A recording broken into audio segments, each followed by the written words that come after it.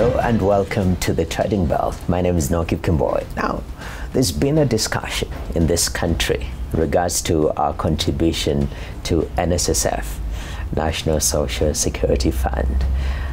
For the longest time, we've been contributing 200 shillings, and we feel comfortable every month, 200 shillings. Well, the government has been pushing. How about we add another zero to that to be 2,000? Times have changed and we need to serve more as a country. Well, that has also received a pushback. So this back and forth, I think it's very important for us to create context. What does it mean? Why do we need that increase? And what impact will that have on the overall economy? Dr. Omerikwa, welcome to the show. Thank you. All right. History is very important because it is the foundations that we build the present on. And when you talk about National Social Security Fund, especially the contribution towards NSSF, it has a history. And right now, we are battling between the history and the present that we want to have. Contributions, 200 shillings. We've been doing that for the longest time, but let's go back in time. I know there is the NSSF Act of 1965, that transition. Now we have NSSF Act of 2013. This is a change of law. Talk to us about that history and the changes that necessitated these changes in the law. Thank you very much. My name is Omerikwa. I'm the Managing Trustee, NSSF. It's very good that you've touched on the history of Social Security and savings as a concept. You can only spend in future as much as you've saved. And where did this conversation begin? This conversation began in 1965. It was an outcome of the sessional paper number 10 that was geared towards eradicating poverty, ignorance, and disease. Under poverty, an observation had been made that old age poverty was very rampant. And old age dependency presently in Kenya is very high. It's over 80%. Now, in 1965, out of that agitation from the sessional paper number 10, NSSF was formed as a department within the Ministry of Labor. And the first contributions came in 1966 for the men.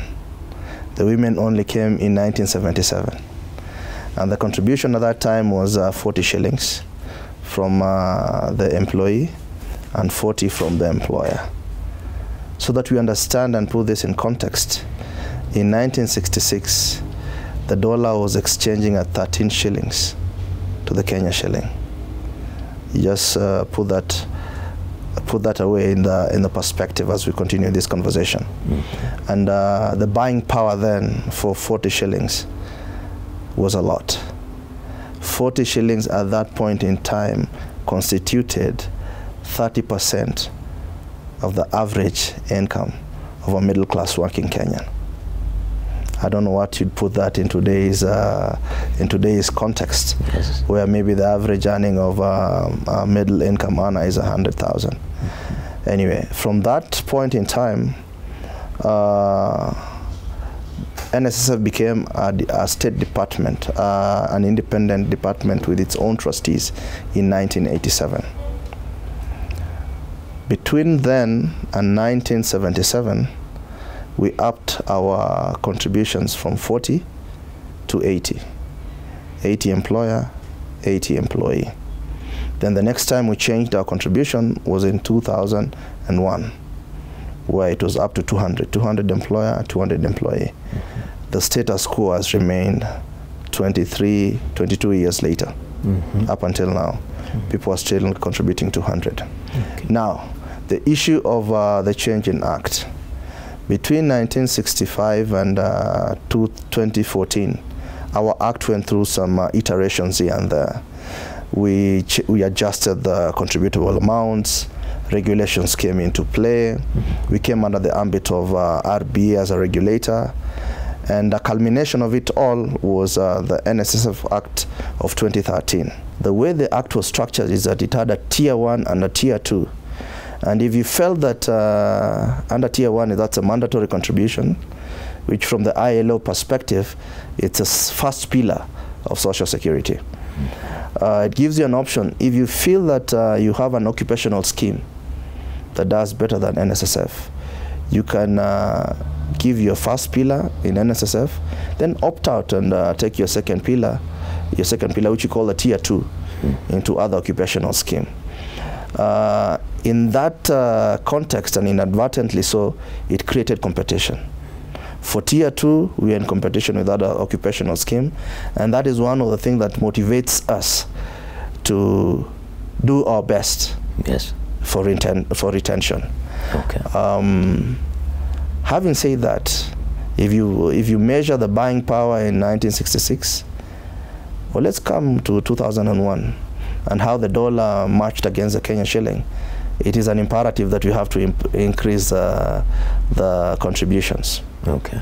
Now, every other thing left constant, for example, and you work for 40 years, contributing 400 a month for 40 years consistently, if everything is constant, what you'll take home will not be more than 250,000. That is not even enough to take you for a couple of days, depending on what you're earning prior to that. The act was just the beginning of the conversations about saving. We want to move from a percentage of your income to peg your contributable amount to what we call replacement income. And the generally acceptable average as per the ILO is 45% of what you used to earn when you're working. And we want to push that number significantly upwards, and that is where we are headed as a country. Definitely. Thank you. It's quite important you've mentioned that history to, place things in order. And even the battles that we've been seeing, the back and forth with this issue of the Act of 2013 has been that element of public participation, which has hugely been brought up. Oh, there was no proper public participation in some of these changes, but you say that there was. So what is happening there briefly? Thank you very much. The subject of public participation is very subjective. And we've seen it happen in very many other jurisdictions, in very many other institutions. How do you define public participation? Should it be a census? Or do you need to identify key stakeholders so that you have this conversation? If I could take the clock back, and sparingly so, I think this act should have been called the Social Security Fund Act. The Kenya Social Security Fund Act, because this act is good for Kenya. What better way? The government has established that our propensity as Kenyans to save is very low. And this is a worldwide phenomenon. And because it is incumbent upon the government, as prescribed by the Constitution, both Article 43(1)(e) and Article 21, it is the role and the prerogative of the government to ensure that the populace saves, and to also create the infrastructure for that to happen. NSSF is just a vehicle for realizing that. Now, back to your question, I think, to the best where I sit, public participation took place. You can just go back and see who went to court. And NSSF is an institution of documentation. We keep records. Yes. People were engaged. And there were differences here and there which should have been solved outside the court realm, if you ask me. As a country, we've wasted 7 years, over 7 years. And you can just imagine, if the amounts had gone up, how much more money within its pool will the government have to do some of the projects that we're struggling to do, and going to take up expensive loans from outside the country. Definitely. Yes. Very important to know that. And this brings me to this discussion, because some of the reforms that we've seen over history is bringing, individuals who are not in formal employment. I mean, majority of the Kenyan workforce is in the informal sector. As NSSF, you know, looking at almost 15 million people in the informal sector. That is quite a market to tap into if you to get some contributions from them. What is being done in that regard? Thank you very much. I think we already have the infrastructure. And why am I saying this? We have a product called Haba Haba, which targets that informal sector. And it's a very interesting product in 2 ways. Actually, in 3 ways. Number 1, ease of contribution. You can contribute 25 shillings a day at any time. Secondly, the infrastructure we put in place won't require you to have a smartphone because you have a USSD number, *303#. You can get into the USSD and make your contributions. In fact, just breaking that down with your 25 bob, let's do a little bit of mathematics here. If I'm contributing 25 bob a day, hopefully that is coming to close to 500 bob. 500 bob a month. A month. Yes. You do that consistently for 5 years. Yes. How, that is by 12, that is 6,000. Yes. In 5 years you have 30,000. Yes. If I'm not wrong. Yes. In terms of longevity to this, Yes. if somebody wants to have a proper post 70, for example, and they're in the informal sector, how will this impact you know, their earnings in that space where they are less productive? Thank you. First of all, I keep on saying savings is very personal. What we've set out is a minimum, but we encourage you to do more. Yes. We are starting from somewhere. And I told you our plan is to move from a percentage of your earnings to go and look futuristically on the replacement income. That is a conversation we are moving into. But you have to start somewhere. This category of people are never within the saving ambit of the fund. You are getting them on board. And that is why we are giving incentives to get them there. COVID taught us a lot of things. Yes, if there's anything we should have gotten out of the COVID pandemic, is the importance for saving for that unfortunate day that such a thing as COVID happens. So to answer your question, that is a minimum we've set. It doesn't stop you from giving more. Even the fund as it's set up today, there's a product called voluntary contributions. And there's a significant number of people who contribute way above the minimum 400 that is required to be contributed. And I have paid very many people their benefit claims. I can see the look in their face. And a critical mass of them have regret. Yes, and those who've been saving, I can see the joy they have in their faces, because it is very, very personal to you. Yes. Yes. And if you put a little, be sure you'll get a little at the end of it all. Oh, the biblical principle. Pretty much. Now, plant a little, reap a little. Reap a little. Yes. At the end of the pipe out there, you get what you put in. Now, why should I encourage you to do more savings in your pension? The RBA has now allowed contributors to have what we call a pension-backed mortgage. You can get 40% of what you've put into your savings for your mortgage deposit. Now let's take, for example, the minimum that we've computed there. At the end of, let's say you want to take your mortgage in the next 5 years, and you've been contributing 6,000, that is 30,000. You can only take out 40% of that. That will not be sufficient for you to even put deposit in the low-cost housing that we are anticipating to construct. So the prudent thing would be, if you're focusing on your mortgage in the next 5 years, you increase your contribution. Yes. One thing I can assure you that the government is a guarantor of NSSF fund. Okay. no matter what happens, even if we become insolvent, if we stop being a going concern, the government will pay you back your pension. Okay. And pension is protected. Definitely. Yes. You know, I was listening to the president, and I'm glad there is goodwill in terms of changing our social security safety net for majority of Kenyans. He talked about the cost of collecting.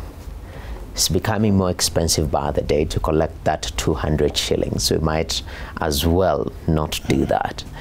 Talk to me about how these changes that we're seeing with the Act will sort of manage that cost, because even looking at your results performance 2020-2021 financial year, costs are a little bit up there. There might be a reason which will explain to us, but that balance in terms of operational expenses vis-a-vis what we contribute, how do you balance that? Thank you so much, and thank you for giving me an opportunity to clarify this. I think there's a misconception on what we call our admin cost. Unlike many other institutions, we embedded our admin cost percentage in our Act. And when we embedded it there, it was in anticipation of the full implementation of the Act. I can tell you for a fact that we've done very well, against a backdrop of the fact that the contributions have remained the same. Our admin cost is meant to be a percentage of our fund worth, and our fund worth was meant to increase exponentially had we implemented the Act. It was pegged on increase in contribution. Yes. As a fund, we've come a very long way over the past couple of years, and it wouldn't be fair for me not to consider the fact that we have historical issues. We came from a little bit of a dark past, but you're over it. Yes, we've been able to get right so many things that were historically not working very well. Okay. And in fact, our contingency liability is diminishing by the day. Okay. Yes. I'm seeing a very bright next couple of years. Okay. We finished our Hazina Trade Center. It's been in the mouths of very many people. The occupancy currently in Hazina Trade Center is nearly 90%. It has started generating income. We had an issue in 3 of our strategic investments. I will not speak to one because it's a listed company. I'll not speak to the other one because we are trying to go through the processes of maybe having it capitalized. But let me talk about National Bank. We moved from a space where we were not getting any dividend for a while. Then we did a share swap with the Kenya Commercial Bank.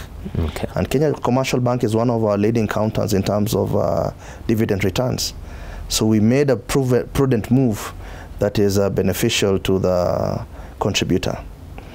One of the indicators away from that issue of the admin cost is that last financial year we gave an interest return of 10%, which was way above benchmark against the backdrop of the COVID pandemic. Okay. Yes. Definitely. And that performance 2020, 2021, now we are in an interesting environment as we are in. We've seen the transition, especially if government transition has been very smooth, boosting confidence in the economy. Yes. We are seeing a lot of goodwill from the government, judging from the way the president is speaking about some of these key issues. As we finish up, projections. If we are to implement the Act fully, the NSSF Act 2013, and also the ripple effect, based on the economic environment that we're operating in, what do you foresee? What can you see in the near future, near term? Thank you. I tell you the effect will be very profound in very many facets of the economy. Let me start by saying, from a simple computational perspective, if the informal sector comes on board, and if we target 2,000 new entrants, plus the incentive that the government will give, the income, the disposable amount of money we'll have to invest will go up threefold.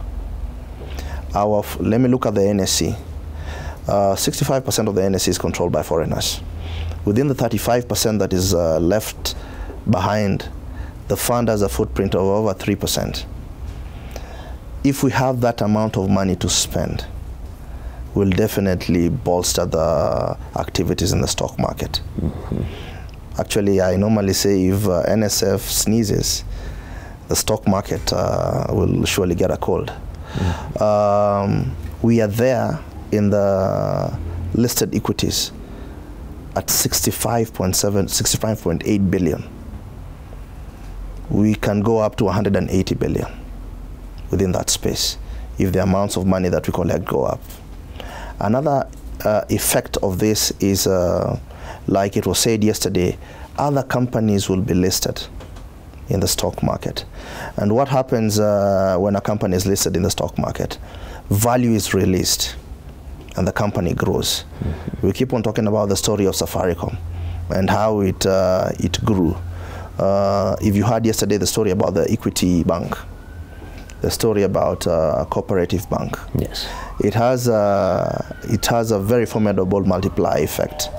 It leads to more jobs, it leads to more credit, money circulates. There are other areas of investments that the fund intends to get into.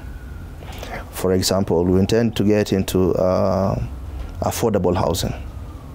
Now, as a fund, we don't get money from the exchequer. But once the contributions come in, we have a pool of money to enable us get into the affordable housing. What does that do? Number one, affordable housing will be in the market. How does the affordable housing get into the market? We create jobs. We'll have people constructing the houses. We'll have small, micro and small enterprises making the doors for the houses. Yes. That's creating employment. Then we'll have the houses in place. That is one of the agendas of the current government, churning out 250,000 houses per year. Yes. We'll be fulfilling the government agenda and their plan. So there'll be a myriad of effects that will arise from that increase in savings. Yes. Then the most important thing is, upon retirement, you'll have your money. Yes. Yes, yes. That's very important. Yes, yes. So the future is very bright. The future is very bright. Yes, Yeah, yes. and we look forward to some of these changes being effected. I'm glad in our conversation we've been able to clarify what that means, what some of these policy changes that we are hoping with the full rollout of the NSSF Act of 2013 will mean not only to the fund, but also to the economy at large, which is very important. Yes. Thank you very much, sir, for your time. Thank you so much. We do appreciate. Well, Dr. Anthony Omerikwa, the NSSF Managing Trustee, putting everything into perspective and saying it's high time we save more. And when you save more, the trickle effect of that is even better for you when you're old and you've been saving, but also currently for the economy, because you are able to invest money and circulate money, create jobs, enter into spaces like affordable housing. That's the change that the country needs right now. Well, that's the trading bell. My name is Nokip Kimboy. I leave you with the markets.